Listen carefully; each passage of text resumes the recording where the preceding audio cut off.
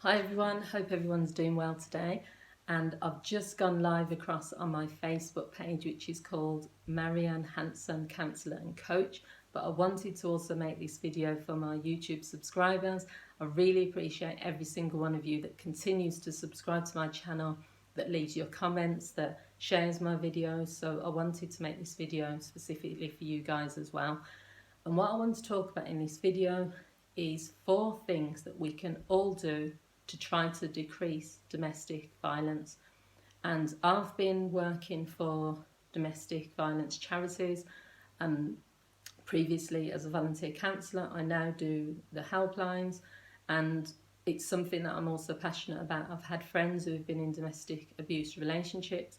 I've also on occasion intervened when neighbours have been involved in domestic abuse, and I just feel that we can all play our part. I don't ever think domestic abuse is going to be eradicated completely, but we can do our bit to try and decrease it. So the first thing is to take accountability and responsibility for your own actions.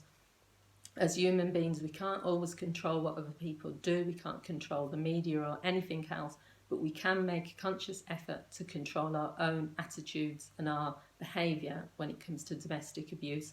So a lot of people always feel that the term domestic violence is just related to physical abuse, and that's one of the issues where I think there needs to be more education. There are lots of different types of abuse: emotional abuse, financial, control, coercion, gaslighting. There's loads of things that would be considered as domestic violence.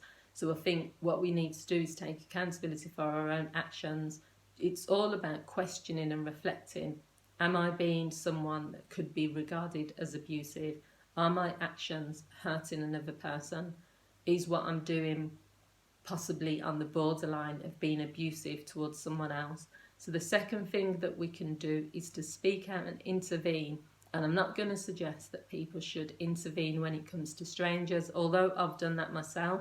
That is just my nature. If I observe or see or hear abusive relationships happening, then there have been times where I felt that I have to intervene. But I'm not saying to anyone else that you should. However, when it's your friends, family, or someone close to you, they're almost waiting for someone to check them in a way. So if you're sat at a dinner party and you can clearly see that your friend or your family member is being abusive, whether that's verbally or whether it's physically, I think if you don't say something or if you don't intervene, it's almost like condoning it.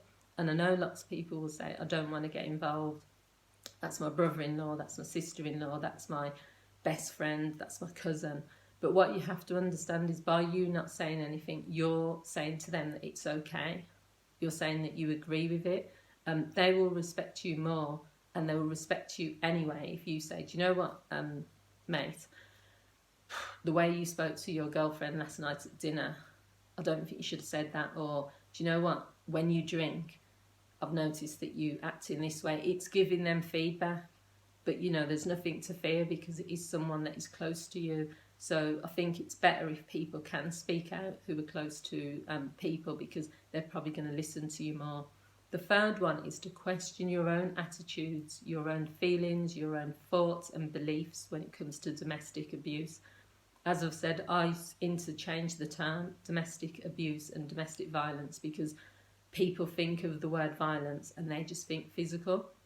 Start to question, what are some of the things you post on social media? What are some of the things you find funny, when they might be just below the belt? What are some of the attitudes and feelings you have? Do you feel that if there's no bruises, if there's no physical, then it's not abusive? Are you, one of those people that say, no matter what happens, I wouldn't get involved? Have you grown up in a household where domestic violence was seen as the norm?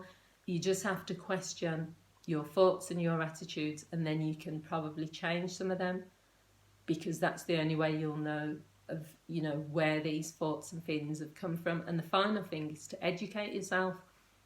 The more you learn and the more knowledge you gain on any topic, really, the more effective you're going to be in terms of helping other people in society.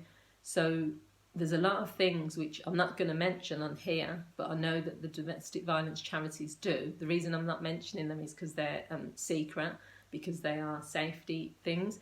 And I've learnt that since I started working at these organisations. So I know now that there's certain things I wouldn't do if a woman was struggling with domestic violence. I wouldn't, for example, approach her with her partner and try and talk to her.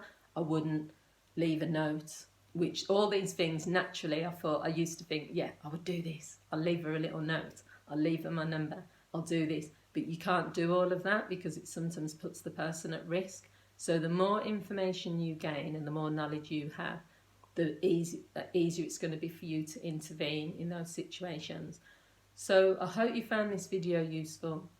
What I might also do in the comment section or description part is leave some information about some of the charities or organisations that are out there. But everywhere in the country, especially in the UK, but I don't know worldwide, there is probably different organisations that are out there that can help you. So don't feel, if you are someone that's struggling with domestic abuse, that you have to suffer in silence.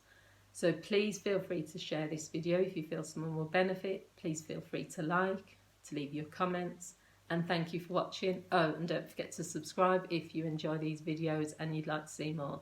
Take care. Bye.